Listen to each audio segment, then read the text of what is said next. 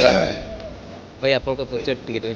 Sir ମୁଁ ହେଉଛି ବିପ୍ଳବୀ ଧରଣୀଧର ନାୟକର ଜେଜେ ପ୍ରବୁଢ଼।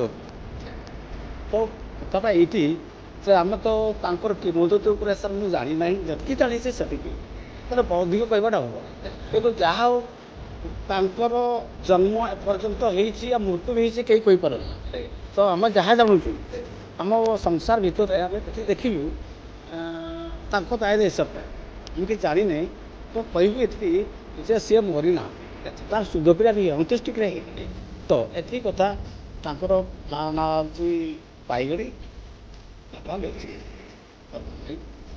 ତାକୁ ପାହେଲେ ମୁଁ କହୁଛନ୍ତି ଆପଣଙ୍କର ଏଇଠି ସିଏ ମୃତ୍ୟୁ ହେଇଗଲାଣି। ପୁଣି ଆପଣଙ୍କର କହିବା କଥା ଆଡ଼ିକଣିପାରେ ନୁହେଁ, ଆଡ଼ିକଣିପାରେ ସେ ଯାଇଛନ୍ତି ଧରଣୀ ବାବା, କିନ୍ତୁ ତାଙ୍କର ଚିତାକର୍ଷକ ଆମେ ଦେଖିବେ ଯେ କେଉଁ ସେ ଆପଣଙ୍କର କେଉଁଠି ମଲା ଆମକୁ ଜଣା ନାହିଁ ହେଲା।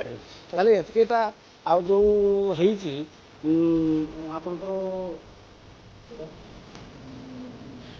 ସୁକୁଗୁଡ଼ା ଢୋଲାପାହାଡ଼, ଢୋଲାପାହାଡ଼ରେ ଧଣୀ ବାବୁକୁ ସେଠି ବିନାଶ କରିଦେଲା। ସେ ପାତ୍ର ଲୋକ ଗୋଟେ ଗୋପାଳ ଭାଇ ଏପର୍ଯ୍ୟନ୍ତ ଆମେ ଶୁଦ୍ଧକ୍ରିୟା କରିନାହିଁ, ଅନ୍ତ୍ୟେଷ୍ଟିକ୍ରିୟା କରିନାହିଁ।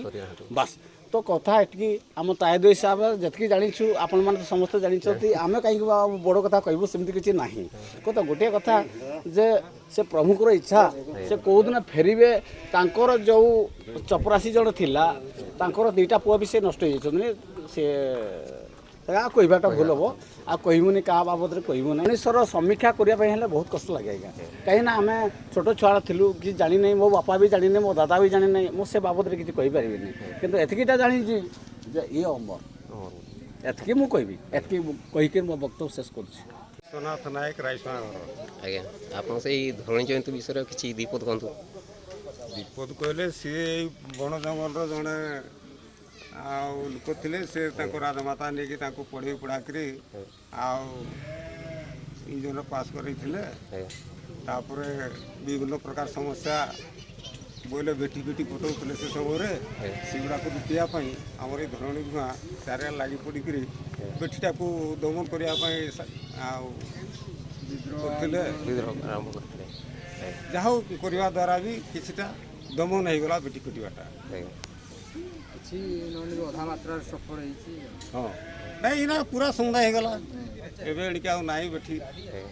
ତ ସେବେକାର ସମୟ ଆଉ ଏବେକାର ସମୟ ଭିତରେ ଫରକଟା କ'ଣ ଦେଖୁଛନ୍ତି? ତ ଏଇ ଧରଣୀ ଜୟନ୍ତୀ ଯେଉଁ ପାଳନ କରାଯାଏ ପ୍ରତିବର୍ଷ ପାଳନ କରାଯାଏ ନା ସେମିତି? ହଁ ପ୍ରତିବର୍ଷ ହେଉଛି। ପାଳନ କରାଯାଏ। ପ୍ରଶାସନ କେବେ କେବେ ପ୍ରଶାସନ ସାହାଯ୍ୟ କରୁଛନ୍ତି, କେବେ କେବେ ସେମିତି ଅଣଦେଖା କରୁଛନ୍ତି, ଏଇ ଟାଇପ୍ର ରହୁଛି। 5-10 ମିନିଟ୍ ଖେଳିକରି କରୁଛୁ। ତ ସେ ବର୍ତ୍ତମାନ ପରିସ୍ଥିତି ଭିତରେ କୁହନ୍ତୁ ଏଇ ଗାଁର କ'ଣ ସେମିତି ଅସୁବିଧା, ସାମାଜିକ ସମସ୍ୟା? ଅସୁବିଧା ବୋଇଲେ ଏ ଗାଁରେ ତ ଦେଖୁଛ ପାହାଡ଼ ଜାଗାରେ ଜମି ବାଡ଼ି କିଆରେ କ'ଣ ନାହିଁ। ପାଣିର ଅସୁବିଧା କେମିତି ଚଳୁଥିବେ ସେଟା ଆପଣମାନେ ବି ନିଜ ଉପଭୋଗ କରୁଥିବେ। ରାସ୍ତାଘାଟ ଯାହା କିଛି ଥିଲା ଏବେ ଏଣିକି ଟିକେ ପରିବର୍ତ୍ତନ ଆସୁଛି। ଯାହା ଆମ ଧରଣୀ ହୃଦୟାତ ହିସାବରେ ଆପଣ ଦୀପଦ କହିଲେ, ଆପଣଙ୍କୁ ଅନେକ ଧନ୍ୟବାଦ। ନମସ୍କାର।